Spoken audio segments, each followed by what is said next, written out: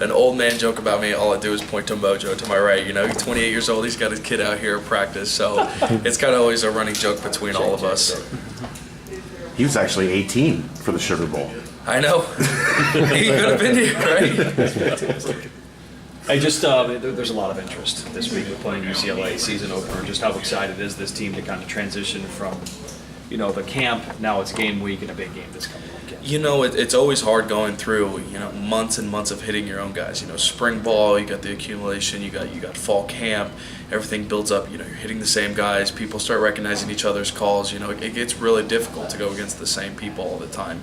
And it starts to wear on you and get monotonous. And, you play with these guys 4 or 5 years, you don't want to try to bury them every play. But of course, when you get a new guy, when you can go against somebody that you've never seen before, probably will never see again, it's exciting to kind of unleash what you got, to kind of everything you've built up for all those months of training. It's kind of nice to go out there, hit somebody new. How big of a challenge do you think this week is for this team playing UCLA? I view every opponent the same way. You just got to go out there and play our game. We're the only, in my eyes, we're the only people that can beat ourselves. I'm truly convinced that if we play to our best ability, nobody out there can beat us. And I think we just got to go out and play loose and confident, as Coach Fickle's been mentioning this whole spring. And I think we can get this dub and come back home. Is there any extra excitement, given the fact that it's Rose Bowl, UCLA? I mean, those are two, marquee kind of brands throughout the country. Is that add any excitement to what it adds a lot of excitement leading up to it, but the one thing that I have encountered through my whole football experience for all the years, 20 years I've played, is that no matter where you are, a field is a field. I've been in the big house, I've been in the horseshoe, I've been in a lot of stadiums, and when it boils down to it, it's just kind of getting out there on the field and doing your thing. Everything else starts to drown out after a while. You forget about the stands, you forget about the fans, you're just kind of out there. And it's almost a surreal moment. You hear the other guys breathing, you see the sweat falling, you see all these different things that you never thought that you would hone into on a play. And like I said, it's just surreal. Everything else, you can have 100,000 people surrounding you, but it doesn't matter. You're just so locked in on the moment and what you have to do that it really doesn't play a factor. So leading up to it, I think it's a nice thing. It's something to look forward to. But I think when we hit the field, I don't think it's going to be a big factor for us.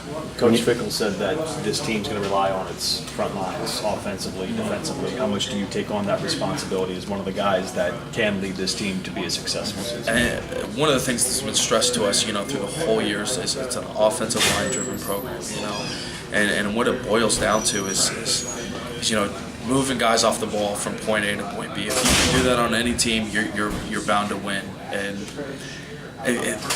the way that your team is built, I think, is really exemplified by how your offensive line plays.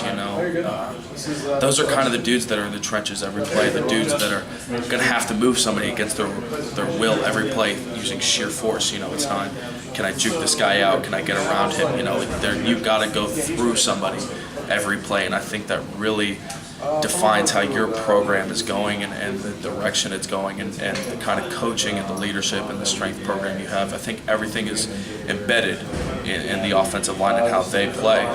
And I think it's going to show in UCLA when we get out there, all the training we put in, all the work and off-season conditioning and whatnot. I think it's going to be something special, especially with, we got 3 interior guys averaging 320 pounds, we're big force. We can get those double teams moving, and I think it's going to be fun hitting somebody new, like I said.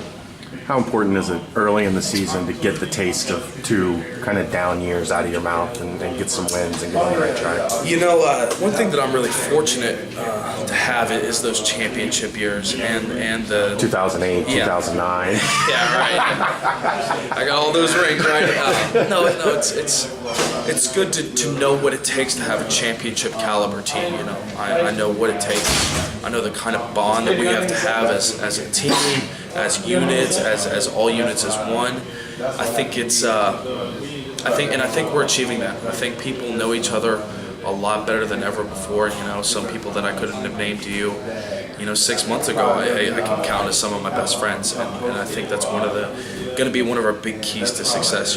I'm not out there just playing for myself and for my family, but I'm playing for all my brothers. I feel a lot more connected. How cool is this for you? Cincinnati high school kid, you come in as a walk-on, now you're the starting center, you're a team leader, you're captain. Like, how have you sat down and thought, like, I try not to let it get to me too much. I try to stay as grounded as I can. My parents are always the ones to hype it before me. They're always calling me and asking me, what's this, what's that. I see you get interviewed here and there, stuff like that. And I'm just trying to stay as grounded as I can, because I know that the moment that I think ahead, that I think more, is when I'm going to lose myself. I'm going to lose the respect for my teammates. I want my teammates to see me as somebody. I'm just like them. I'm going to work just as hard, just because I've been here so long, just because I'm in this position. I'm not going to stop working. I'm not going to give it my all. I want to keep going. I want to keep advancing myself and make myself better, and in turn, lifting my brothers up and making them better too. And I think the best way to do that is to stay grounded and not think too highly of myself. But you've had a moment where you thought, this is pretty cool. There are a lot of surreal moments that not a lot of people go from, surgeries, walk-on status, a lot of that stuff to being in the position where I am. And I'm just so fortunate to have such a strong support system to get me here. Without my parents, I don't think I'd be in the position I am today, and I am forever grateful for them. And my dad brought up to me the other day. We sat back when Colin McCafferty was playing here. His sister babysat me and my brother growing up, so we'd go to some of his games. And I remember sitting in the parent section, unbeknownst to me, I played in the stadium, or I knew I'd be playing in the stadium at St. X at some point. But playing there during a Bearcats game and sitting behind Marty Gilliard's parents, it's kind of surreal. You see this all-star on the field. His parents are sitting right there in front of you. It's really a surreal moment to kind of see myself now, kind of stepping into those shoes and having all that behind me. Like I said, it's a dream come true. All right, thanks, man. Appreciate it. No problem. My pleasure.